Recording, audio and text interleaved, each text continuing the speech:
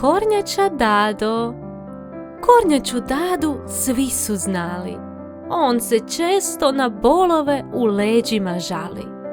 A onda ima dana kad se hvali da je bio najbrži od svih kornjača kad je bio mali.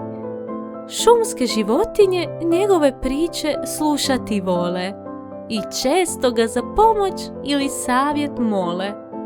No jednoga dana Dade bilo nije.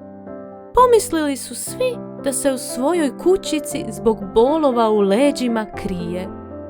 Životinje na vrata kucati su stale, pa je Zeko iskoristio svoje šapice male. Vidjeli su u sobi kornjaču kako leži. Suzica mu niz obraz sada bježi. Leđa su ga boljela jako, pa ga je vjeverica Zlatka izmasirala lako. U miru i bez bolova u leđima Dado je sada bio. Dadi su brzo bolovi u leđima prošli. Za njega su bezbolniji dani došli. I zahvalnosti je pozvao sve šumske prijatelje svoje i iznenadio ih piknikom i balonima šarene boje.